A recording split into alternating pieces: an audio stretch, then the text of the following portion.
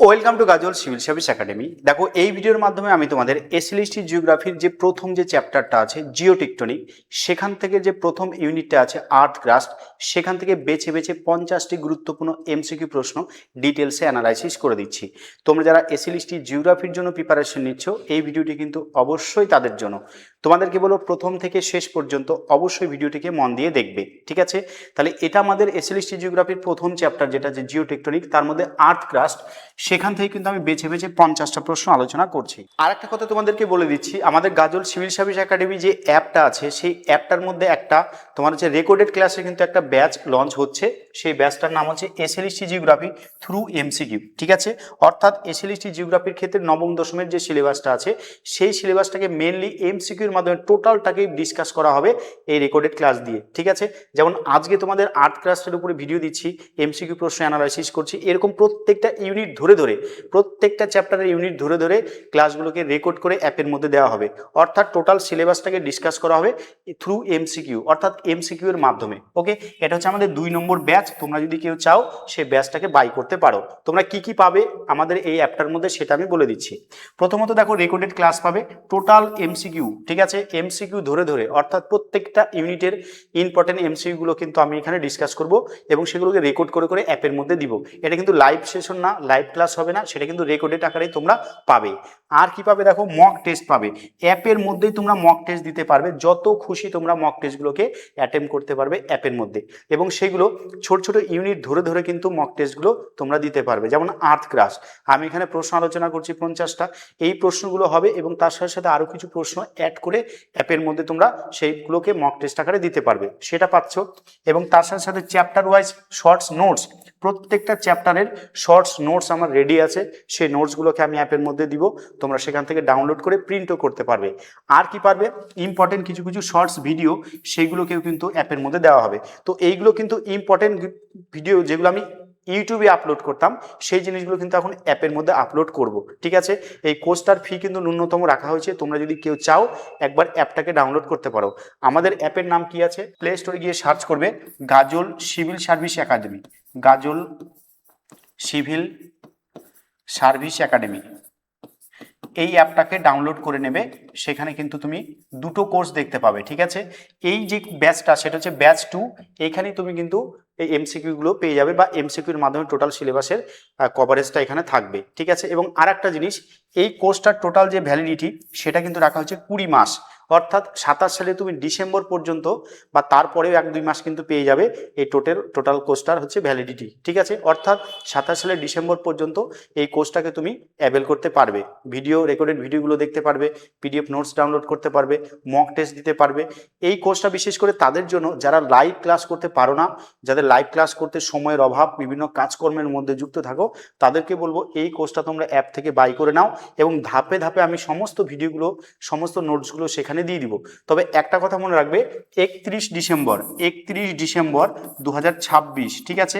এই 31শে ডিসেম্বর 2026-এর মধ্যে আমি আমার এসএলএসটি এই ব্যাচটার মধ্যে নবম দশমের টোটাল সিলেবাসটাই কিন্তু আমি কভার করে দিব এমসিকিউ এর আকারে।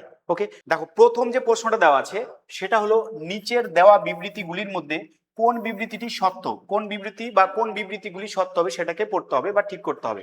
তো এই ক্ষেত্রে ভালো করে বলবো, প্রশ্নগুলোকে ভালো করে পড়তে হয়, বিবৃতিগুলোকে দেখতে হয় যে কোনটা কি বলেছে না বলেছে। তো আমি এখানে যে 50টা এমসিকিউ প্রশ্ন সেট করেছি, প্রত্যেকটা প্রশ্ন ইম্পর্টেন্ট, এবং 50টা প্রশ্নের মাধ্যমে আমি টোটাল ভূত্বকের যে সিলেবাসটা আছে এসএলএসটির ক্ষেত্রে, টোটালটাকে আমি কভার করে দিচ্ছি, কোনো প্রশ্ন কিন্তু এখান থেকে বাদ থাকবে না। তো 4টা বিবৃতি আমরা আগে ভালো করে পড়ে নিই, কি কি বলেছে একবার দেখে নাও। বলছে ভূত্বক, বলছে এর মোট আয়তন 1% আর মোট ভর হচ্ছে 0.5%। তো আমরা বিভিন্ন বইতে পেয়েছি যে ভূত্বকের মোট আয়তন বেশিরভাগ বইতে 1%-এর কম আছে, কোন কোন বইতে 1% বলেছে, এবং মোট ভর হচ্ছে 0.5%, এটাও কিন্তু 1%-এর কম। তো এটা 1% বা 1%-এর কম যাই বলুক না কেন, কাছাকাছি আছে, তাই এটা কি হবে বলতো, এটা কিন্তু সত্য হবে। ওকে, তাহলে প্রথম বিবৃতিটা পেলাম সত্য। 2 নম্বর বলছে গুরুমণ্ডল, গুরুমণ্ডলে বলছে মোট আয়তন হচ্ছে 83% আর মোট ভর কত না 67%, ঠিক আছে? তো এই ক্ষেত্রে দেখবা এটাও কিন্তু আমরা বিভিন্ন বইতে পেয়েছি যে গুরুমণ্ডলের মোট আয়তন কোন কোন বইতে 84%, কোন কোন বইতে 83% আছে। তো যাই হোক, এটাও কিন্তু ঠিক আছে, মোট ভর কত 67%, এই বিবৃতিটাও কি না ঠিক আছে। 3 নম্বর বিবৃতি বলছে দেখো, কেন্দ্রমণ্ডল এর মোট আয়তন কত দিয়েছে 16%, আর মোট ভর কিন্তু এর ডবল, প্রায় ডবল, কত না 32.5%। তাহলে এই যে তিনটা বিবৃতি দিয়েছে, এই তিনটা বিবৃতি কিন্তু সত্য। তো আমি কোশ্চেনগুলোকে এমন ভাবে সেট করেছি প্রত্যেকটা অপশন থেকে যেন আরেকটা এমসিকিউ প্রশ্ন সেট করার সম্ভাবনা থাকতে পারে। তো সেইভাবে কিন্তু কোশ্চেনগুলোকে আমি অ্যানালাইসিস করে দিচ্ছি। তোমাদেরকে বলবো প্রথম থেকে একদম শেষ পর্যন্ত থাকবে, তাহলে ভূত্বক থেকে কোনো প্রশ্ন তোমাদের কিন্তু আর অসুবিধা হবে না। তো এখানে তিনটা বিবৃতি সত্য, তাহলে এর সঠিক উত্তর কি হবে? ডি হবে, যে উপরের সবগুলোই হচ্ছে সত্য। ক্লিয়ার? তাহলে প্রথম প্রশ্ন কি হলো? একের ডি হলো সঠিক উত্তর। 2 নম্বর আছে, দেখো বলছে নিচের দেওয়া বিবৃতির গুলোর মধ্যে কোন বিবৃতিটি মিথ্যা। এখানে কি বলেছে ভালো করে দেখো, বিবৃতিগুলো সত্য বলেছে না মিথ্যা বলেছে সেটাকে বুঝতে হবে, এবং প্রত্যেকটা বিবৃতি ভালো করে আমাদেরকে পড়তে হবে। বলছে ভূ অভ্যন্তর সম্পর্কে প্রত্যক্ষ উৎস হলো। দেখো পৃথিবীর অভ্যন্তর জানার জন্য আমাদের দুটো উৎসের উপর নির্ভর করতে হয়, একটা হচ্ছে ডাইরেক্ট আর একটা হচ্ছে ইনডাইরেক্ট, একটা হচ্ছে প্রত্যক্ষ উৎস আর একটা হচ্ছে পরোক্ষ উৎস, তাই না? তো এখানে দেখো বলছে ভূ অভ্যন্তর সম্পর্কে প্রত্যক্ষ উৎস হলো মাইনিং, ড্রিলিং আর হচ্ছে ভলকানিজম। তো এটা কিন্তু ঠিক কথা, তাই না? তাহলে এই বিবৃতিটা কি? এটা কিন্তু বিবৃতিটা সত্য। ওকে। 2 নম্বর কি বলছে দেখো, ভূ অভ্যন্তর সম্পর্কে পরোক্ষ উৎস হলো ভূমিকম্প তরঙ্গ, চৌম্বক ক্ষেত্র, উল্কাপিণ্ডের গঠন আর হচ্ছে ঘনত্বের হিসাব। তাহলে এইগুলো কিন্তু সব ইনডাইরেক্ট সোর্স পৃথিবীর অভ্যন্তর সম্পর্কে তথ্য আহরণ করার জন্য। তো এই তথ্যগুলো কিন্তু কি হবে বলতো, এই 2 নম্বর যে বিবৃতিটা আছে এটাও কি হবে বলতো, সত্য হবে। তাহলে এখানে আমরা কি লিখবো? টি লিখবো। 3 নম্বর যেটা দিয়েছে দেখো, পৃথিবীর গড় ঘনত্ব হলো 5.52 গ্রাম প্রতি ঘন সেমি।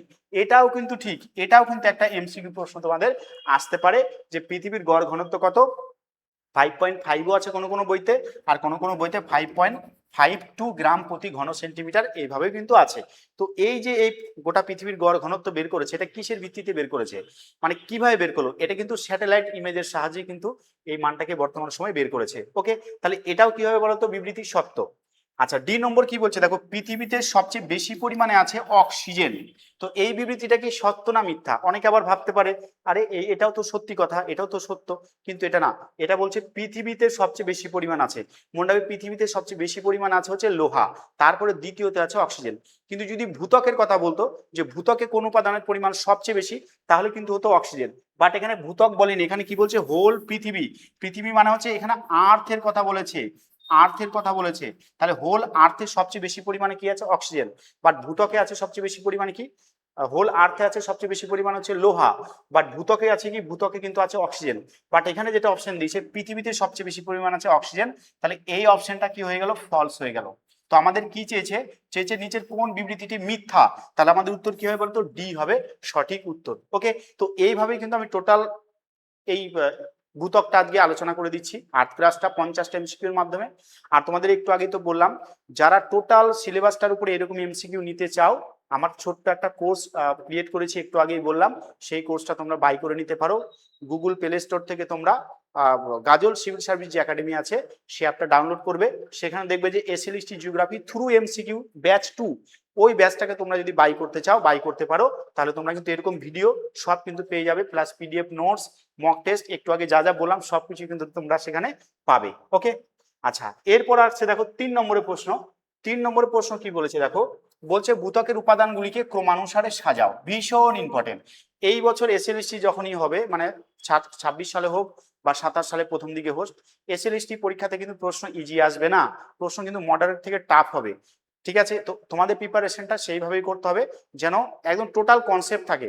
মুখস্থমূলক আসলে সেটা তো গোল করবেই, বাট কনসেপ্ট দিয়ে যদি প্রশ্ন উত্তর করতে হয় তাহলে সেখানে কিন্তু তোমাদের কনসেপ্টটাকে কাজে লাগাতে হবে। ওকে, দেখো 3 নম্বর প্রশ্ন কি বলেছে, ভূত্বকের উপাদানগুলিকে ক্রমানুসারে সাজাও। মানে বেশি থেকে কমের দিকে, মানে কোন উপাদানটা বেশি আছে তারপরে কোনটা, তারপরে কোনটা, তারপরে কোনটা, আস্তে আস্তে বেশি দিকে কোন দিকে যাব? কমের দিকে যাব। ঠিক আছে, কোথায় না, এটা কিন্তু ভূত্বকের, এটা পৃথিবীরও বলনি আর হচ্ছে হোল ইউনিভার্সের কথা বলেনি। তোমাদের এখানে এইভাবে 3টা প্রশ্নকে মনে রাখতে হবে।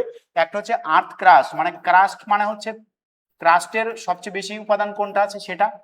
একটা আছে হোল আর্থ, মানে গোটা পৃথিবী, হোল আর্থের ক্ষেত্রে একটা দেখতে হবে, এবং আর একটা দেখতে হবে ইউনিভার্স। ইউনিভার্স মানে এই ইউনিভার্সের মধ্যে কোন উপাদানটা সবচেয়ে বেশি আছে। ঠিক আছে, তারপরে কোনটা আছে, তারপরে কোনটা আছে। এই 3টা প্রশ্ন তোমাদেরকে কিন্তু জেনে রাখতে হবে, এবং এই 3টারই অপশন কিন্তু এখানে আমি সেট করেছি তোমাদেরকে বোঝার সুবিধার্থে। তো প্রথমে দিয়েছে দেখো অক্সিজেন, সিলিকন, লোহা, অ্যালুমিনিয়াম। মনে রাখবে এই ভূত্বকের ক্ষেত্রে কিন্তু এই 4টা উপাদানই কিন্তু থাকে, এই 4টে উপাদানই থাকে, বাট সবচেয়ে বেশি কোনটা সেটা আমাদের জানতে হবে। আমরা জানি অক্সিজেনের পরিমাণ সবচেয়ে বেশি ভূত্বকে কত আছে, 46.6%। তারপর কি আছে, অক্সিজেনের পরে কিন্তু আছে সিলিকন। তো এটা যেটা উত্তর হবে সেটা কিন্তু হবে এইটা। ঠিক আছে, এখানে হচ্ছে অক্সিজেন 46.6% আছে, সিলিকন আছে 27%, 27.27%, 27.7%, তারপরে অ্যালুমিনিয়াম, তারপরে লোহা। পার্সেন্টেজ গুলো আমি আমার নোটসের মধ্যে সব দেওয়া আছে, কোনটা কত পার্সেন্টেজ আছে সেখান থেকে তোমাদেরকে মুখস্থ রাখতে হবে। বাট যেটা হচ্ছে মেন কথা, মোদ্দা কথা, সেটা হলো যে ভূত্বকের সবচেয়ে বেশি পরিমাণ আছে অক্সিজেন, তারপর সিলিকন, তারপর অ্যালিকন, তারপর হচ্ছে লোহা। এটা হচ্ছে সবচেয়ে বেশি, তারপর একটু কমবে, তারপর একটু কমবে, লাস্টে হচ্ছে লোহা। আর উপাদান আছে, বাট এই 4টা উপাদানকে তোমাদেরকে ভালো করে মনে রাখতে হবে। ওকে, এইখানে দেখো বিতে একটা অপশন দিয়েছিলাম যে লোহা, অক্সিজেন, সিলিকন, ম্যাগনেসিয়াম। মনে রাখবে হোল আর্থের ক্ষেত্রে এটা হচ্ছে এই হোল আর্থ, হোল আর্থ বা গোটা পৃথিবীর ক্ষেত্রে সবচেয়ে বেশি উপাদান কি আছে বলতো, সবচেয়ে বেশি উপাদান কিন্তু আছে লোহা। ওকে, কত পার্সেন্ট, প্রায় 32%। তারপর আছে অক্সিজেন 30%, ঠিক আছে, তারপর হচ্ছে সিলিকন, তারপর হচ্ছে ম্যাগনেসিয়াম। এটা কিন্তু গোটা পৃথিবীর সাপেক্ষে। আর এটা যেটা যে আমি প্রশ্ন দিয়েছি সেটা কিন্তু শুধুমাত্র ভূত্বকের সাপেক্ষে, এটা কিন্তু ভালো করে বুঝতে হবে। আর লাস্টে যেটা দিচ্ছে দেখো, হাইড্রোজেন, হিলিয়াম, অক্সিজেন এবং কার্বন। মনে রাখবে এটা হচ্ছে বিশ্ব ব্রহ্মাণ্ডে, ইউনিভার্সে, হোল ইউনিভার্সে সবচেয়ে বেশি উপাদান কোনটা আছে, হাইড্রোজেন, তারপর একটু কম কোনটা আছে হিলিয়াম, তারপর অক্সিজেন, তারপর হচ্ছে কার্বন। আমি প্রত্যেকটাই আলোচনা করলাম বেশি থেকে কমের দিকে। তো এখানে কিন্তু তোমাদের 3টা প্রশ্ন আলোচনা হয়ে গেল, যে ভূত্বকের উপাদানগুলোকে ক্রমানুসারে সাজাও, বেশি থেকে কম, পৃথিবীর বা হোল আর্থের উপাদানগুলো বেশি থেকে কম, প্লাস গোটা ইউনিভার্সের বেশি থেকে কমের দিকে কিন্তু সাজালাম। ঠিক আছে, আচ্ছা, এরপর দেখো 4 নম্বর যে প্রশ্নটা আছে, বলছে এস ওয়েভ পৃথিবীর কোন স্তরে প্রবেশ করতে পারে না। আমরা জানি ভূমিকম্পের তরঙ্গকে 3 ভাগে ভাগ করা হয়, পি, এস এবং এল তরঙ্গ। তো এই যে যেটা পি এবং এস এবং এল, এই পি এবং এস তরঙ্গটাকে বলা হয় কি, দেহ তরঙ্গ। ঠিক আছে, বা এটাকে বলা হয় তো তোমার হচ্ছে, আর এলটাকে বলা হচ্ছে পৃষ্ঠ তরঙ্গ। ঠিক আছে, তো এই যেটা পি তরঙ্গ এবং এস তরঙ্গ, পি তরঙ্গ হচ্ছে প্রথমে তৈরি হয়, তারপর হচ্ছে এস তরঙ্গ। আর ভূপৃষ্ঠ বরাবর এল তরঙ্গ তৈরি হয়, এল তরঙ্গকে বলা হয় লং ওয়েভ। ঠিক আছে, এটা কিন্তু পৃথিবীর পৃষ্ঠের উপর দিয়ে প্রবাহিত হয়, অভ্যন্তরে কিন্তু প্রবাহিত হয় না। তো এস ওয়েভ যেটা, মনে রাখবে এটা শুধুমাত্র পৃথিবীর, শুধুমাত্র কঠিন পদার্থের উপর দিয়ে প্রবাহিত হয়। তার মানে এটা পৃথিবীর কেন্দ্রমণ্ডলে কি আছে, বহিঃকেন্দ্রমণ্ডলটা হচ্ছে তরল অবস্থায় আছে, তাই না? তো তার মধ্যে বহিঃকেন্দ্রমণ্ডলে কিন্তু প্রবেশ করতে পারে না কে, এস তরঙ্গ। তাহলে বলছে এস ওয়েভ পৃথিবীর কোন স্তরে প্রবেশ করতে পারে না, সেটা কি হবে বলতো, বহিঃকেন্দ্রমণ্ডলে প্রবেশ করতে পারে না। কেন? বহিঃকেন্দ্রমণ্ডল কি বলতো, তরল। ঠিক আছে, প্রশ্ন এটাও আসে যে এস ওয়েভ শুধুমাত্র কঠিন পদার্থের মধ্য দিয়ে প্রবাহিত হয়। এখন একটা প্রশ্ন তোমাদের মধ্যে জাগতেই পারে, যে এই যে যেখানে আছে, ধরো এখানে ধরো অ্যাস্থেনোস্ফিয়ার আছে, এখানে ধরো অ্যাস্থেনোস্ফিয়ার আছে, এখানে ধরো ভূমিকম্প তৈরি হলো। তো ভূমিকম্পের কি প্রথমে পি তরঙ্গ আসলো, তারপরটা কি, তারপরে হচ্ছে এস তরঙ্গ গেল। তো এই অ্যাস্থেনোস্ফিয়ারটাও তো আমরা জানি তরল অবস্থায় আছে, তো তার মধ্যে দিয়ে আবার এস তরঙ্গ কিভাবে যায়? অথচ আমরা প্রশ্ন যখন করবো এমসিকিউ, যে এস তরঙ্গ কখনো তরল মাধ্যমে যেতে পারে না। আসলে এখানে যে অ্যাস্থেনোস্ফিয়ারটা আছে সেটা কিন্তু স্থিতিস্থাপক অবস্থায় আছে, মানে প্লাস্টিকের মতো। ঠিক আছে, তো এস তরঙ্গ যখন এই অ্যাস্থেনোস্ফিয়ারের মধ্য দিয়ে প্রবাহিত হয়, তখন প্রবাহিত হয়, বাট তার গতিবেগটা কি হয়, কমে যায়। ঠিক আছে, কিন্তু প্রবাহিত হয়। বাট বাট বহিঃকেন্দ্রমণ্ডল যেটা আছে, এই বহিঃকেন্দ্রমণ্ডল সেটা কিন্তু অত্যন্ত তরল অবস্থায় আছে, তার মধ্য দিয়ে কিন্তু এস তরঙ্গটা যেতে পারে না, সেখানে শুধুমাত্র পি তরঙ্গ যায়। আর এই জন্য এখানে শ্যাডোজোন তৈরি হয়, পি তরঙ্গের শ্যাডোজোন, এস তরঙ্গের শ্যাডোজোন। শ্যাডোজোন মানে কি হয়, জাস্ট একটু বেঁকে প্রবাহিত হয়। ঠিক আছে, তাহলে প্রশ্ন যেটা, এস ওয়েভ পৃথিবীর কোন স্তরে প্রবেশ করতে পারে না, উত্তর কি হবে বলতো, বহিঃকেন্দ্রমণ্ডল হবে সঠিক উত্তর। ওকে, আচ্ছা, 5 নম্বর যে প্রশ্নটা আছে দেখো, বলেছে যে কোন বিযুক্তি রেখার অপর নাম 660 বিযুক্তি রেখা। ওকে, ভীষণ ইম্পর্টেন্ট। আমরা তো বিযুক্তি রেখা জানি, একটা প্রশ্ন দিয়ে আমি টোটাল বিযুক্তি রেখাটাকে বুঝিয়ে দিচ্ছি, তোমরা একটু ভালো করে দেখে নাও, পারলে খাতাতে একটু লিখেও নিতে পারো। ঠিক আছে, আচ্ছা, এটা হলো তোমার পৃথিবীর অভ্যন্তরের ভাগ, তাই না? তো এই ক্ষেত্রে দেখো 0 থেকে 30, 0 থেকে 30 হলো, 30 থেকে হচ্ছে 2900 কিলোমিটার। আর একদম এটা হচ্ছে পৃথিবীর কেন্দ্র, পৃথিবীর কেন্দ্র কত, 6371 কিলোমিটার। ঠিক আছে, পৃথিবীর ব্যাসার্ধ, তাই না? তো এই ক্ষেত্রে দেখবে ভালো করে, এই ক্ষেত্রে দেখো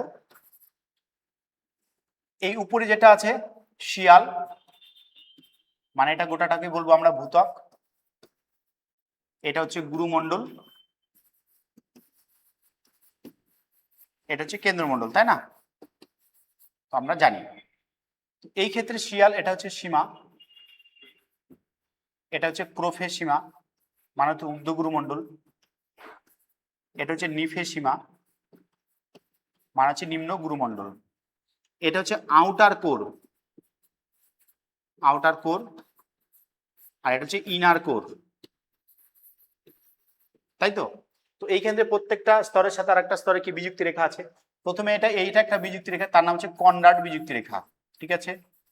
এই বিযুক্তি রেখার নাম কি? কনরাড বিযুক্তি রেখা। ওকে, এরপর যেটা আছে সেটাকে বলা হয় মোহ বিযুক্তি রেখা। মোহ বিযুক্তিকে সংক্ষেপে বলা হয় এম বিযুক্তি রেখা বা মোহরভিষিক বিযুক্তি রেখা, ঠিক আছে। তারপর যেটা আছে এই যে এটাকে বলা হয় রেপটিক। এটার অনেকগুলো নাম আছে, রেপটিক বলা হয় বা রেপিত্তি বলা হয়, রেপিত্তি, রয়কার পয় ঋষি তয় তয় ঋষি, রেপিত্তি, বা এটাকেই বলা হয় 660 কিমি বিযুক্তি রেখা। কেন বলা হয় দেখো তো, আমরা যখন এই পৃথিবীর অভ্যন্তরের এই ছবিটা দেখি তখন কিন্তু এখানে কি লেখা থাকে বলতো? 1000 কিলোমিটার লেখা থাকে, তাই না?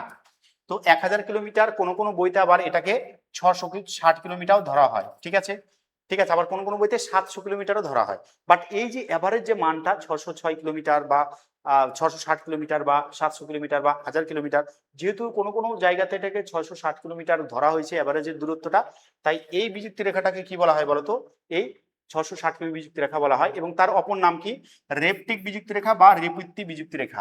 এটার উত্তর কি হবে? সি, রেপটিক বিযুক্তি রেখা বা রেপিত্তি বিযুক্তি রেখা। ওকে, এম মানে কি? মোহরভিষিক। কনরাড মানে তো সবার উপরে আছে, শিয়াল সীমা। আর গুটেনবার্গ কোথায় আছে? গুটেনবার্গ আছে এইখানে, আছে গুটেনবার্গ বিযুক্তি রেখা, ঠিক আছে। তাহলে গুটেনবার্গ কোথায় আছে? গুটেনবার্গ আছে তোমার হচ্ছে এদিকে গুরুমণ্ডল, এদিকে হচ্ছে কেন্দ্রমণ্ডল, অর্থাৎ গুরুমণ্ডল এবং কেন্দ্রমণ্ডলের মাঝে কিন্তু আছে এই গুটেনবার্গ বিযুক্তি রেখা। আর এই যে আউটার কোর আর ইনার কোর, এর মাঝে আছে কি? লেহম্যান, লেহম্যান বিযুক্তি রেখা। এটারও কিন্তু আরেকটা নাম আছে, তার নাম হচ্ছে বুলেন বিযুক্তি রেখা, মনে থাকবে। তাহলে যেটা লেহম্যান বিযুক্তি রেখা সেটার নাম কি? বুলেন বিযুক্তি রেখা। তো ওপর থেকে নিচের পর্যন্ত আমরা কিভাবে এটা মনে রাখবো? এটাকে তোমরা মনে রাখতে পারো এরকম ভাবে যে কোমরে বুলে, এই শব্দটা মনে থাকলে তোমরা কিন্তু পেরে যাবে। কোতে হচ্ছে কনরাড, মত হচ্ছে মোহরভিষিক, ঠিক আছে। আচ্ছা, বানানটা একটু মিস্টেক হলো, বানানটা এরকম লেখো, কমরে গুলে, কমরে গুলে, অর্থাৎ কনরাড, মোহরভিষিক, রেপটিক, গুটেনবার্গ, লেহম্যান। এই বিযুক্তি রেখাগুলো অবশ্যই মনে রাখবে, যে কোনো একটা বিযুক্তি রেখা আসতে পারে। অনেক সময় কি হয় বলতো, বাম দিক ডান দিক আকারে দিতে পারে, যে বাম দিকের সাথে ডান দিক মিলাও, তারপর তোমার হচ্ছে কোড হিসাবে অ্যান্সার গুলো চাইতে পারে। ওকে, 6 নম্বর যে প্রশ্নটা আছে দেখো, বলছে চৌম্বক ক্ষেত্র তৈরি হয়েছে কোথায়? তো পৃথিবীর কোথায় চৌম্বক ক্ষেত্র তৈরি হয়েছে? দেখো, অ্যাস্থনোস্ফিয়ার কাকে বলা হয়? ঊর্ধ্ব গুরুমণ্ডলে কিন্তু অ্যাস্থনোস্ফিয়ার আছে। মেসোস্ফিয়ার কাকে বলে? মেসোস্ফিয়ার নিম্ন গুরুমণ্ডলের অপর নাম হচ্ছে মেসোস্ফিয়ার। এটাও কিন্তু পরীক্ষাতে শর্ট প্রশ্ন আসে। মেসোস্ফিয়ার কাকে বলে? তাহলে নিম্ন গুরুমণ্ডলকে কিন্তু বলা হয় এই মেসোস্ফিয়ার। ওকে, নিম্ন গুরুমণ্ডলকে কি বলা হয়? না, মেসোস্ফিয়ার বলা হয়। বহিঃকেন্দ্রমণ্ডল আর অন্তঃকেন্দ্রমণ্ডল, এটা সঠিক উত্তর কিন্তু বহিঃকেন্দ্রমণ্ডল। তাহলে বহিঃকেন্দ্রমণ্ডলে কিন্তু চৌম্বক ক্ষেত্র সৃষ্টি হয়েছে, পরীক্ষাতে আসতে পারে, মনে রাখবে। আচ্ছা, এইখানে দেখো একটা দিয়েছে, নিচের ভুল বিবৃতিটিকে চিহ্নিত করো। এর মধ্যে কোন বিবৃতিটা হচ্ছে ভুল? বলছে অন্তঃকেন্দ্রমণ্ডল কঠিন অবস্থায় আছে, বলো সত্যি না মিথ্যা এটা? এই ডেটা গুলো কিন্তু এইভাবেই পড়তে হবে, ঠিক আছে। আর তোমরা অবশ্যই আমাকে কমেন্ট করে জানাবে যে কোশ্চেনের কোয়ালিটি গুলো ঠিক আছে না, এর থেকে আরো একটু হাই করতে হবে না আর ইজি করতে হবে, ঠিক আছে। আর কে ভিডিওটা ভালো লাগছে কিনা অবশ্যই একটু কমেন্ট করে জানাবে। আমি দীর্ঘদিন ধরে তোমাদের ইউটিউবে ভিডিও দিই না বা দেওয়া হয় না সময়ের অভাবে, এখন নিয়মিত ভিডিও দিব। বাট এই সমস্ত সিরিজ তোমরা যদি পেতে চাও তাহলে অ্যাপের মধ্যে যেতে হবে, সেখানেই কিন্তু পাবে। বাট ইউটিউবে কিন্তু খুব কম পরিমাণে ভিডিও তোমাদের কিন্তু অ্যাভেলেবেল থাকবে। ওকে, দেখো বলছে অন্তঃকেন্দ্রমণ্ডল কঠিন অবস্থায় আছে, ঠিক না ভুল? এটা কিন্তু ঠিক কথা, বাট আমাদের খুঁজতে হবে কি ভুল। বলছে বহিঃকেন্দ্রমণ্ডল তরল অবস্থায় আছে, এটাও কিন্তু ঠিক কথা, তার মানে এটা লিখবো টি।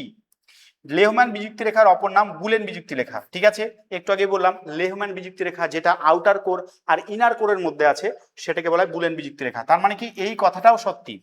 তারপর দিচ্ছি দেখো, গুরুমণ্ডলকে বলা হয় বেরিস্ফিয়ার এবং কেন্দ্রমণ্ডলকে বলা হয় পাইরোস্ফিয়ার। ভীষণ ভীষণ ইম্পর্টেন্ট একটা প্রশ্ন, ইম্পর্টেন্ট একটা আমি উক্তি বা বিবৃতি দিয়েছি, যেটা দিয়ে তোমাদের এমসিকিউ সেট হতে পারে। মনে রাখবে, যেটা হচ্ছে বেরিস্ফিয়ার, বেরিস্ফিয়ার বলা হয় কেন্দ্রমণ্ডলকে, কাকে বলা হয়? কেন্দ্রমণ্ডলকে। আর পাইরোস্ফিয়ার কাকে বলা হয়? গুরুমণ্ডলকে, মনে থাকবে। বাট এখানে বলছে দেখো, গুরুমণ্ডলকে বলছে বেরিস্ফিয়ার আর কেন্দ্রমণ্ডলকে বলছে পাইরোস্ফিয়ার, তার মানে এই বিবৃতিটা হচ্ছে মিথ্যা। তার মানে আমরা কি দিব এখানে? এখানে দিব আমরা এফ, মানে এটা হচ্ছে ভুল। ওকে, তার মানে এটাই হয়ে যাবে সঠিক উত্তর। আমাদের কি খুঁজতে বলেছে? বলছে এর মধ্যে কোনটা ভুল সেটাকে তোমরা খুঁজে বের করো। ক্লিয়ার? আশা করি বুঝতে পেরেছো। চলো পরের যে প্রশ্নটা আছে 8 নম্বর প্রশ্ন, বলছে পৃথিবীর ব্যাসার্ধ প্রায়, পৃথিবীর ব্যাসার্ধ কত? বলছে 2900 কিলোমিটার। না, 2900 কিলোমিটারে গুটেনবার্গ বিযুক্তি রেখা আছে, যেটা গুরুমণ্ডল আর কেন্দ্রমণ্ডলের মাঝে অবস্থিত। ওকে, 660 কিমি, 660 কিমিতে কি আছে বলতো? 660 কিমি বিযুক্তি রেখা, যেটাকে বলা হয় রেপটিক বিযুক্তি রেখা বা রেপিত্তি বিযুক্তি রেখা। ক্রোফেসীমা আর নিফেসীমার মাঝে কিন্তু এই বিযুক্তি রেখাটা আছে। 6400 কিমি। অনেকে কিন্তু এটা গোল করে দেবে যে হ্যাঁ, পৃথিবীর ব্যাসার্ধ তো 6400 কিমি। আমরা তো প্র্যাকটিক্যালে ম্যাথ করতে গিয়ে আর এর যে ভ্যালুটা, ঠিক আছে, সেখানে তো আমরা 6400 কিলোমিটার তার সাথে 1 লক্ষ দিয়ে গুণ করে মানটা পেতাম। বাট এখানে কিন্তু এটা করলে হবে না, কিন্তু অ্যাকচুয়াল যেটা মান 6371 কিলোমিটার। তবে মনে রাখবে, আমাদের ওয়েস্ট বেঙ্গলের ক্লাস 8-এর যে টেক্সট বই আছে বর্তমান সময়ে, সেই টেক্সট বইতে কিন্তু পৃথিবীর ব্যাসার্ধ বলছে 6370 কিলোমিটার। এটাকেও তোমরা জেনে রাখবে, অপশনে যদি অন্য কিছু না থাকে, যদি এটা থাকে তখন এটাকেই কিন্তু গোল করতে হবে, ঠিক আছে। বাট আমরা উঁচু ক্লাস 11 বলো, 12 বলো, গ্র্যাজুয়েশন বলো, যে বইগুলো পড়েছি সেখানে কিন্তু কত দেওয়া আছে? 6371 কিলোমিটার দেওয়া আছে। বাট এই মানটাও কিন্তু তোমাদেরকে মনে রাখতে হবে। ওকে, 9 নম্বর, ভূ অভ্যন্তরে তাপমাত্রা বৃদ্ধির হার কত? এটাও একটা ইম্পর্টেন্ট প্রশ্ন। বলছে পৃথিবীর অভ্যন্তরে তাপমাত্রা বৃদ্ধির হার কত? আমরা জানি 32 মিটারে 1 ডিগ্রি সি। কোন কোন বইতে এটা আছে 33 মিটারে 1 ডিগ্রি সি। ঠিক আছে, কত আছে? 33 মিটারে 1 ডিগ্রি সি আছে। এই প্রশ্নটাই ঘুরিয়ে আসতে পারে যে এই অপশনটা হয়তো থাকলো না, এই প্রশ্নের ক্ষেত্রে তো এটা উত্তর থাকলো, বাট দেখা গেলো এই অপশনটা নেই। সেখানে কি বললো বলতো? 100 মিটারে বললো 3 ডিগ্রি সি। তাহলে ঘুরে ফিরে একই দাঁড়ালো। যদি 33 মিটারে 1 ডিগ্রি সি হয় বা 32 মিটারে 1 ডিগ্রি সি হয়, তাহলে এটাকে 3 দিয়ে গুণ করলে 100-র কাছাকাছি বা 100 হয়ে যাচ্ছে। তাই তখন কি দিতে পারে? 100 মিটারে 3 ডিগ্রি সেন্টিগ্রেড হলেও তাপমাত্রা বৃদ্ধি পায় পৃথিবীর অভ্যন্তরে। ওকে, এখানে একটা মান দেওয়া আছে দেখো, প্রতি 1000 মিটারে 6.4 ডিগ্রি সি। এটাকে কি বলা হয়? এটাকে বলা হয় নর্মাল ল্যাপস রেট বলা হয়, ঠিক আছে। অর্থাৎ উষ্ণতা হ্রাসের স্বাভাবিক বৃদ্ধি বলা হয়। অর্থাৎ ট্রপোস্ফিয়ারের উচ্চতা বাড়ার সাথে সাথে উষ্ণতা কমে, সেই যে রেট, সেই রেটটা কত? প্রতি 1000 মিটারে 1 কিলোমিটারে 6.4 ডিগ্রি সি করে উষ্ণতা কি হয় না কমতে থাকে, ঠিক আছে। চলো 10 নম্বর যে প্রশ্নটা আছে দেখো, 10 নম্বরের প্রশ্নে বলেছে যে ভূত্বকের গড় গভীরতা কত ভূপৃষ্ঠ থেকে? ঠিক আছে, তো ভূত্বকের গড় গভীরতা কত? কিন্তু 30 কিলোমিটার পার, মানে 30 কিলোমিটার। বাট 30 কিলোমিটার যদি অপশন না থাকে তাহলে কত থাকবে বলতো? 32.5 কিলোমিটার থাকবে, ঠিক আছে। এই অপশন এটা যদি না থাকে তখন এটা হবে সঠিক উত্তর। বাট 30 কিলোমিটার থাকলে 30 কিলোমিটারই হবে সঠিক উত্তর। ওকে, আর 5 থেকে 10 কিলোমিটার বা 5 কিলোমিটার এটা হচ্ছে সীমার হচ্ছে গড় গভীরতা, আর এটা কি ওভারঅল ভূত্বকের, মনে থাকবে। চলো 11 নম্বর প্রশ্ন, মহাদেশীয় অংশের অপর নাম কি? মহাদেশীয় অংশকে কি বলা হয়? শিয়াল বলা হয়ে থাকে। মানে সিলিকন আর অ্যালুমিনিয়াম হচ্ছে প্রধান উপাদান, তাই এটাকে বলা হয় শিয়াল, ঠিক আছে। আর মহাসাগরীয় ভূত্বকের অংশকে বলা হয় সীমা, অর্থাৎ সিলিকন আর ম্যাগনেসিয়াম। এই উপাদানের থেকে এই উপাদান একটু ভারী, তাই শিয়ালের নিচে কি না সীমা অবস্থান করে, ঠিক আছে। কয়টা প্রশ্ন হলো? 12টা, 11টা প্রশ্ন হলো।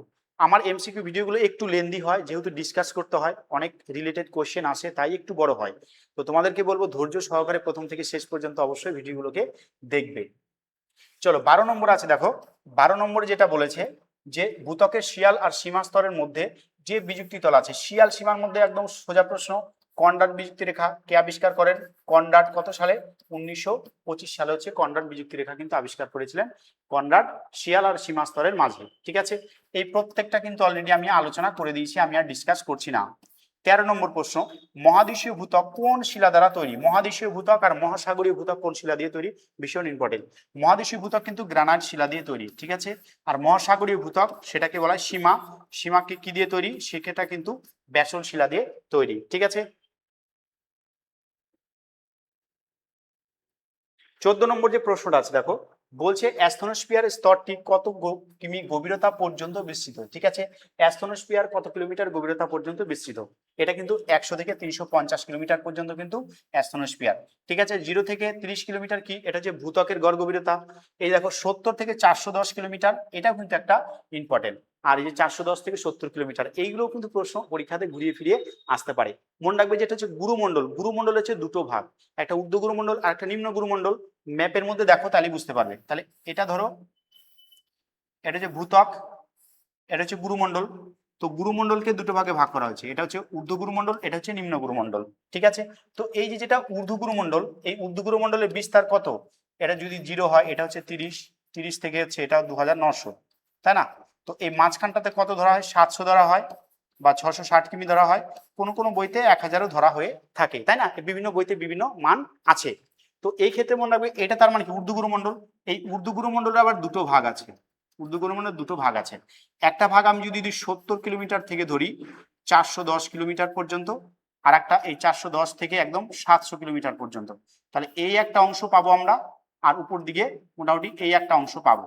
ঠিক আছে, মোট কথা ঊর্ধ্ব গুরুমণ্ডলে দুটো অংশ, যেটা 70 থেকে 410 কিলোমিটার সেটাকে বলা হয় গুটেনবার্গ স্তর। ঠিক আছে, এটাকে বলা হয় গুটেনবার্গ স্তর। এটা কিন্তু ইম্পর্টেন্ট, মনে রাখবে গুটেনবার্গ স্তর। পরীক্ষায় আসতে পারে গুটেনবার্গ স্তর কোথায় অবস্থিত, ঊর্ধ্ব গুরুমণ্ডলে। বাট কোথা থেকে কত কিলোমিটার, 70 থেকে 410 কিলোমিটার। আর এই যে 410 থেকে 700 কিলোমিটার এটাকে বলা হয় গলিত সাইন স্তর। এটা কি বলা হয়, গলিত সাইন স্তর। এটা কিন্তু পরীক্ষাতে আসে, গলিত সাইন স্তর কত কিলোমিটার গভীরতা পর্যন্ত। কোন কোন বইতে 410 থেকে এটা 700 না থেকে কত আছে বলতো, 1000 কিলোমিটার পর্যন্ত ধরা থাকতে পারে। ঠিক আছে, এটা 410 থেকে 700 বা 410 থেকে 1000 যাই থাকুক অপশনে, সেটাই হবে সঠিক উত্তর। 15 নম্বর, বহিস্থ কেন্দ্রমণ্ডল আর অন্তঃস্থ কেন্দ্রমণ্ডলের মধ্যবর্তী বিযুক্তি রেখা। তাহলে কেন্দ্রমণ্ডলের মাঝে কি আছে, কেন্দ্রমণ্ডলের মাঝে আছে লেহম্যান বিযুক্তি রেখা। ঠিক আছে, 16 নম্বর যে প্রশ্নটা আছে দেখো, 16 নম্বর প্রশ্ন বলেছে কেন্দ্রমণ্ডলের মূল উপাদান কি। কেন্দ্রমণ্ডলকে সংক্ষেপে কি বলা হয় না, নিফে বলা হয়। অর্থাৎ নিকেল আর ফেরাস আছে, নিকেল আর ফেরাস মানে হচ্ছে নিকেল আর লোহা হবে সঠিক উত্তর। 17 নম্বর, পৃথিবীর কেন্দ্রমণ্ডলের গড় তাপমাত্রা কত। এটা হচ্ছে 6000 ডিগ্রি সেন্টিগ্রেড হবে। বাট 6000 যদি অপশন না থাকে, ঠিক আছে 6000 ডিগ্রি নাই, তখন অপশনে কত থাকবে 5500 ডিগ্রি সি। ঠিক আছে, 5500 ডিগ্রি সি হয়ে যাবে তখন সঠিক উত্তর। বাট দুটো যদি অপশন থাকে 6000 টাকাই করবে, এটাই উত্তর কিন্তু নেবে। 18 নম্বর, কেন্দ্রমণ্ডলের গড় ঘনত্ব কত। কেন্দ্রমণ্ডলের গড় ঘনত্ব কিন্তু সবচেয়ে বেশি, এই 9.1 থেকে 13.1 গ্রাম পার ঘন সেমি। এই 2.6 থেকে 2.8 গ্রাম সেমি কোথায় আছে, এটা কিন্তু শিয়াল। শিয়াল মানে হচ্ছে মহাদেশীয় ভূত্বক, এটা হচ্ছে সীমা মানে হচ্ছে মহাসাগরীয় ভূত্বকের কিন্তু গড় গভীর ডেনসিটি বা ঘনত্ব। আর এটা যেটা আছে সেটা হচ্ছে ম্যান্টেল। ঠিক আছে, ম্যান্টেল মানে হচ্ছে গুরুমণ্ডল, এটার হচ্ছে গড় ঘনত্ব। চারটার আমি কিন্তু মেন ঘনত্বগুলো দিয়ে দিলাম। ওকে, শেষের দিকে কিছু কিছু প্রশ্ন আছে যেগুলো নেট সেট প্রিভিয়াস ইয়ারের কোয়েশ্চেন, সেগুলোকে আমি কিন্তু এখানে অ্যাড করেছি। বাট আমি উল্লেখ করিনি কোনটা নেট সেটে এসেছিল, বাট সেই প্রশ্নগুলো আমি এখানে কিন্তু দিয়ে দিয়েছি। আচ্ছা, ভূমিকম্পের কম গতিবেগ অঞ্চল যেটাকে বলা হয় লো ভেলোসিটি জোন, কোন অঞ্চলের সঙ্গে সম্পর্কযুক্ত। এই অ্যাস্ট্রোস্ফিয়ারের মধ্যে কিন্তু লো ভেলোসিটি জোনটা আছে, যেখানে গিয়ে কি হয় বলতো, ভূমিকম্পের পি আর এস তরঙ্গের গতিবেগটা কি হয়, একটুটা কমে যায়। 20 নম্বর, ভূত্বক গঠনকারী উপাদানগুলির মধ্যে সর্বাধিক হলো, অলরেডি আমরা ডিসকাস করে দিয়েছি, ভূত্বক, পৃথিবী এবং ইউনিভার্স, এই তিনটার মধ্যে মনে রাখতে হবে কোনটা সবচেয়ে বেশি পরিমাণে আছে। ভূত্বকের সবচেয়ে বেশি কোনটা আছে, অক্সিজেন আছে, এর পরিমাণ কত 46.6% হচ্ছে এর সঠিক উত্তর। ঠিক আছে, আচ্ছা 21 নম্বর প্রশ্ন, ভূ অভ্যন্তর গঠনকারী সর্বপ্রধান উপাদান কোনটা। ভূ অভ্যন্তর বলেছে মানে তোমার হচ্ছে গোটা পৃথিবী সম্পর্কে। ওকে, মূল উপাদান কোনটা, সেখানে কিন্তু হয় অক্সিজেন, লোহা হয় সঠিক উত্তর। মানে হোল আর্থে কোন উপাদানটার পরিমাণ সবচেয়ে বেশি, সেটার কি উত্তর হবে না, লোহা হবে সঠিক উত্তর। চলো 22 নম্বর যে প্রশ্নটা আছে দেখো, বলছে যে কৌণিক দূরত্বের মধ্যে ভূমিকম্পের ছায়াবলয় অবস্থিত। তো ভূমিকম্পের ছায়াবলয় অবশ্যই এই মানটাকে ভালো করে মনে রাখবে, 104 ডিগ্রি থেকে 140 ডিগ্রির মধ্যে। এখানে পি আর হচ্ছে দুটোই এস, এই দুটো তরঙ্গ কি হয়, বেঁকে যায়।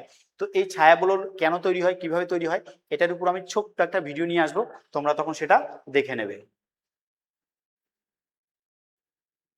চলো 23 নম্বর যে প্রশ্ন আছে দেখো, বলছে পি এস ও এল তরঙ্গ, এই তিন প্রকার ভূমিকম্পের তরঙ্গ ভূ অভ্যন্তরে কোন অংশের মধ্য দিয়ে চলাচল করতে পারে।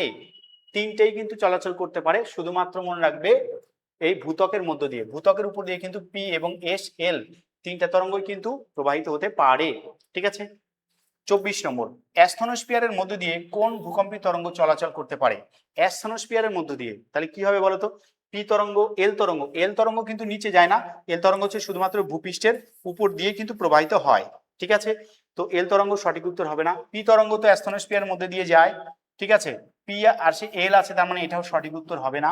এখান থেকে বলছে পি আর এস, মনে রাখবে পি এবং এস তরঙ্গ দুটোই অ্যাস্থনোস্ফিয়ারের মধ্যে দিয়ে প্রবাহিত হয়, কিন্তু তখন এস তরঙ্গের মধ্য দিয়ে যখন প্রবাহিত হয় তখন তার গতিবেগটা কি হয় না, গতিবেগটা কিন্তু একটু কমে যায়। ঠিক আছে, চলো পরের নাম্বার 25 নম্বর বলছে বেন ও গুটেনবার্গ গুরুমণ্ডল আর কেন্দ্রমণ্ডলের মাঝে একটি বিচ্ছেদ তলের কিন্তু অস্তিত্ব কথা বলেছেন। কোথায়? গুরুমণ্ডল আর হচ্ছে কেন্দ্রমণ্ডলের মাঝে। ঠিক আছে, কত খ্রিস্টাব্দে? তার মানে গুটেনবার্গ গুরুমণ্ডল আর কেন্দ্রমণ্ডল মানে গুটেনবার্গ বিযুক্ত রেখার কথা বলেছে, সেটা কত উত্তর হবে? সেটা কিন্তু উত্তর হবে এই 1912 সালে। ঠিক আছে, আর 1925 সালে কি হয়? কনরাড বিযুক্ত রেখা আবিষ্কার করা হয়েছে। 1935 সাল, এই সালটা কিন্তু জিওগ্রাফির ক্ষেত্রে আমাদের ভীষণ ইম্পর্টেন্ট। এজি ট্যান্সলে, ঠিক আছে, 1935 সালে কিন্তু ইকোসিস্টেম শব্দটি কিন্তু প্রথম ব্যবহার করেন। এটা কিন্তু একটা ইম্পর্টেন্ট সাল। আচ্ছা 1921, এটা কিন্তু জিওগ্রাফির ক্ষেত্রে একটা ইম্পর্টেন্ট সাল, যেটা আমাদের পরীক্ষাতে আসে। এটাকে বলা হয় গ্রেট ডিভাইড বলা হয়, গ্রেট ডিভাইড। এর মানে কি? মানে 1921 এর দশকে জনসংখ্যা বৃদ্ধি না পেয়ে হ্রাস পেয়েছিল। ঠিক আছে, গ্রেট ডিভাইড ইয়ার কত? 1921 সাল। এটাও কিন্তু পরীক্ষাতে আমাদের জিওগ্রাফিতে জানতে হয়। চলো 26 নম্বর প্রশ্ন কি বলেছে দেখো, বলছে ভূপৃষ্ঠ থেকে 100 কিলোমিটার গভীরতায় তাপমাত্রা বৃদ্ধির পরিমাণ কত? 100 কিলোমিটার যদি আমরা নিচে যাই, দেখো একটা হিসাব ছিল যে 32 মিটার অথবা 33 মিটারে কত হচ্ছে? 1 ডিগ্রি সি হচ্ছে। তো এই হিসাবে যদি নিচে যেতে থাকি, তো বলছে 100 কিলোমিটারে 1000 ডিগ্রি সেন্টিগ্রেড কিন্তু হবে টেম্পারেচার। ঠিক আছে, যদিও এই যতটা নিচে যাব এই রেট অনুসারে কিন্তু যে তাপমাত্রা বাড়বে সেভাবে কথা কিন্তু সব জায়গাতে প্রমাণ পাওয়া যায়নি। এর থেকে কিছু কিছু জায়গাতে দ্রুত বাড়ে, কিছু জায়গাতে এর থেকে কম রেটেও বাড়তে পারে। লেহম্যান বিযুক্ত রেখার অপর নাম কি? অলরেডি আমরা আলোচনা করেছি। লেহম্যান মানে কি হবে? এই বুলেন বিযুক্ত রেখা হবে এর সঠিক উত্তর। ঠিক আছে, 28 নম্বর যে প্রশ্নটা আছে দেখো কি বলছে, কত খ্রিস্টাব্দে মোহরবিষিক ভূত্বক আর গুরুমণ্ডলের মাঝে বিযুক্তি তল আবিষ্কার করেছেন? ঠিক আছে, কি মোহরবিষিক মানে মোহবিযুক্তি মানে এম বিযুক্তি। এটা সঠিক উত্তর হবে 1909 সালে। ঠিক আছে, এটা কি হবে উত্তর? 1909 সালে হবে সঠিক উত্তর। চলো 29 নম্বর যে প্রশ্ন আছে দেখো কি বলেছে, এখানে বলেছে নিম্নলিখিত গুলির মধ্যে কোনটির ঘনত্ব সর্বাধিক? এর মধ্যে ঘনত্ব সবচেয়ে বেশি কোথায় হবে? কেন্দ্রমণ্ডল, 9.1 থেকে 13.1 গ্রাম পার ঘন সেন্টিমিটার কিন্তু এর ঘনত্ব। এই একটা প্রশ্ন ইম্পর্টেন্ট। ম্যাফিক স্তর নামে পরিচিত ম্যাগনেসিয়াম এবং ফেরিক অক্সাইড, মানে ম্যাগনেসিয়াম আর লোহার প্রাধান্য থাকে, কোন স্তরকে ম্যাফিক স্তর বলা হয়? মনে রাখবে ম্যাফিক স্তর বলা হয় এই সীমা স্তরকে। ঠিক আছে, চারটা টার্ম মনে রাখবে, একটা হচ্ছে ফেলসিক, FELSIC ফেলসিক লেয়ার বা ফেলসিক স্তর, একটা আছে দেখো ম্যাফিক MAFIC ম্যাফিক। ঠিক আছে, একটা মনে রাখবে আলট্রা ম্যাফিক, আর একটা মনে রাখবে মেটালিক METALLIC মেটালিক লেয়ার। এই চারটা কিন্তু অবশ্যই মনে রাখবে কোন স্তরকে কোন কি নামে বলা হয়। যেটা ফেলসিক সেটা হচ্ছে শিয়াল, মানে হচ্ছে মহাদেশীয় ভূত্বক। যেটা ম্যাফিক সেটা হচ্ছে সীমা, মানে হচ্ছে মহাসাগরীয় ভূত্বক। তার আলট্রা ম্যাফিককে বলা হয় গুরুমণ্ডলকে মনে রাখবে, ম্যান্টেলকে বলা হয়, ম্যান্টেলটাকে কি বলা হবে না? আলট্রা ম্যাফিক। আর মেটালিক কাকে বলা হবে? কোর বা কেন্দ্রমণ্ডলটাকে কিন্তু বলা হয় মেটালিক লেয়ার। ঠিক আছে, তাহলে এই গেল তোমাদের কটা? 30টা প্রশ্ন। আরো 20টা প্রশ্ন আমি আলোচনা করে দিচ্ছি। 31 নম্বর যে প্রশ্নটা আছে দেখো বলছে কেন্দ্রমণ্ডলের মধ্য দিয়ে যেতে পারে কেবলমাত্র, কেন্দ্রমণ্ডলের মধ্য দিয়ে কোন তরঙ্গ যেতে পারে? প্রাথমিক তরঙ্গ, পৃষ্ঠ তরঙ্গ, গৌণ তরঙ্গ না পার্শ্বীয় তরঙ্গ? ঠিক আছে, তো এই প্রাথমিক তরঙ্গ বা যেটাকে বলা হয় পি তরঙ্গ, পৃষ্ঠ তরঙ্গ মানে এল, আর গৌণ তরঙ্গ মানে হচ্ছে এস। তো কেন্দ্রমণ্ডলের মধ্য দিয়ে যেতে পারে শুধুমাত্র পি তরঙ্গ বা প্রাথমিক তরঙ্গ, প্রাইমারি ওয়েভ। ওকে, আচ্ছা আর একটা জিনিস, এই পি তরঙ্গ মনে রাখবে, পি তরঙ্গ এবং এস তরঙ্গ কোন তরঙ্গের অনুরূপ? আলো এবং শব্দ এর মধ্যে মনে রাখবে, যেটা হচ্ছে এস তরঙ্গ সেটা কিন্তু আলোক তরঙ্গের অনুরূপ, আলোক তরঙ্গের অনুরূপ, মানে আলোক তরঙ্গ যে ধর্ম অনুসারে প্রবাহিত হয় সেই অনুসারে এস তরঙ্গ যায়।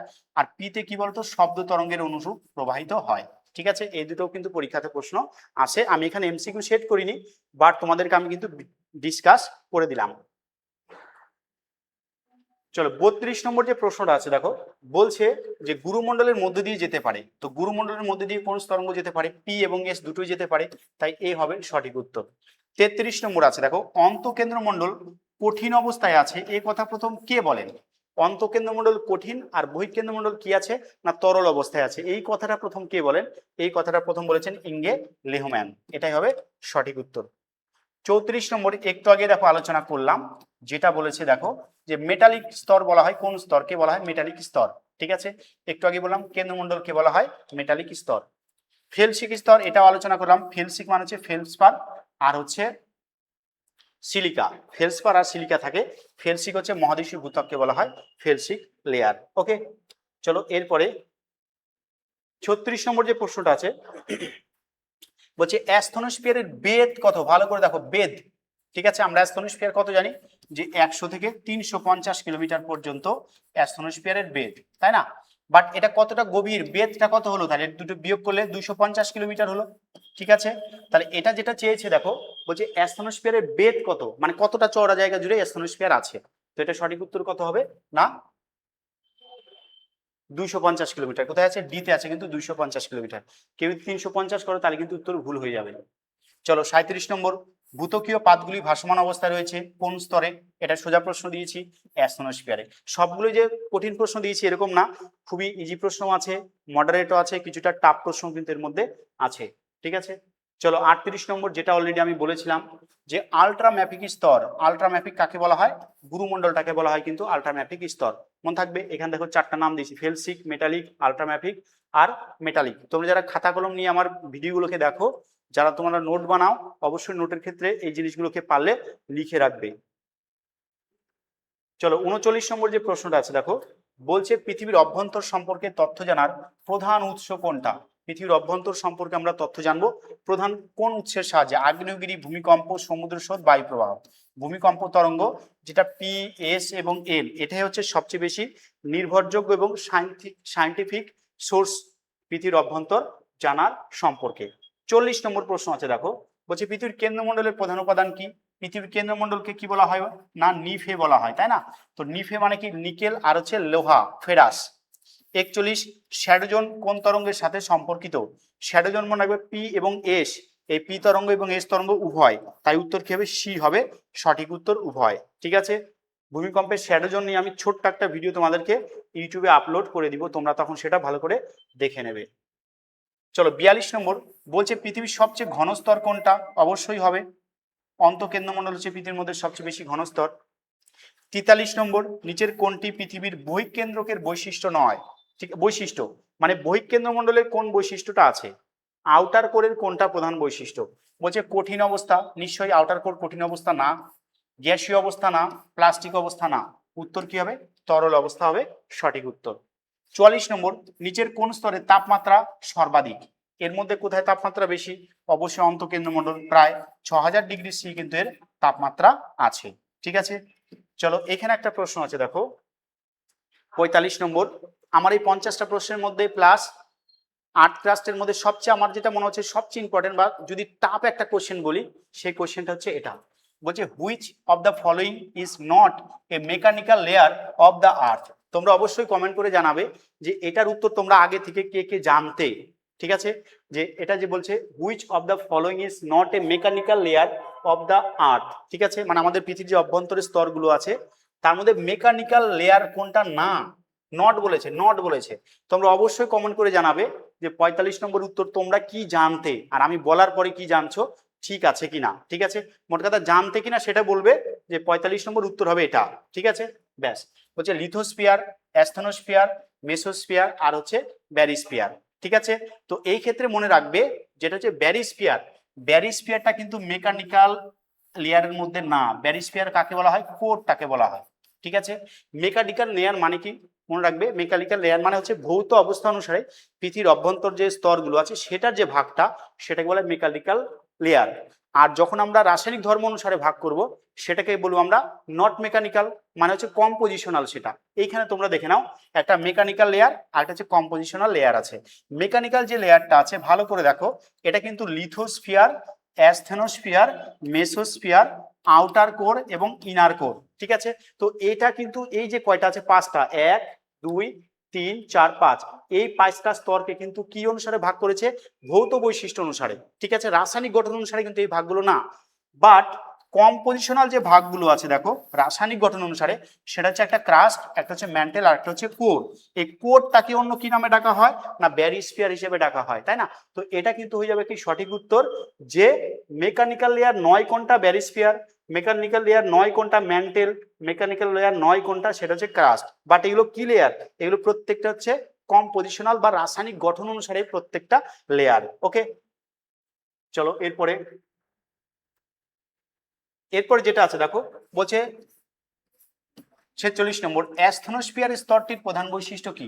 সম্পূর্ণ কঠিন, সম্পূর্ণ তরল, না এটা আংশিক গলিত এবং আংশিক প্লাস্টিক অবস্থায় আছে। ঠিক আছে, এক কথা হচ্ছে অর্ধ তরল অবস্থায় আছে। ঠিক আছে, পুরোপুরি কঠিনও না, পুরোপুরি তরল প্রকৃতিরও নয়। ঠিক আছে, এরপর দেখো 47 নম্বর, নিচের কোন তরঙ্গ পৃথিবীর সমস্ত স্তর অতিক্রম করতে পারে? এটা কিন্তু অবশ্যই হবে কি এস তরঙ্গ, এস ওয়েভ। এটা হচ্ছে পৃথিবীর সমস্ত স্তরটাকে অতিক্রম করতে পারে। 48 নম্বর, পৃথিবীর অভ্যন্তরের কোন স্তরে কনভেকশন কারেন্ট তৈরি হয়? কনভেকশন কারেন্ট তৈরি হয় কোথায়? যেটা আমরা বলি অ্যাস্থনোস্ফিয়ার। আর অ্যাস্থনোস্ফিয়ার কোথায় আছে না ম্যান্টেলের মধ্যে কিন্তু আছে অ্যাস্থনোস্ফিয়ার। চলো 49 নম্বর প্রশ্ন আর হচ্ছে 50 নম্বর প্রশ্ন। 49 নম্বর আছে দেখো, নিচের কোনটি পৃথিবীর অভ্যন্তরের রাসায়নিক বিভাজনের অন্তর্গত নয় বলেছে? কিন্তু এখানে রাসায়নিক বিভাজনে কয়টা আছে? 3টা বললাম, ভূত্বক, গুরুমণ্ডল, কেন্দ্রমণ্ডল।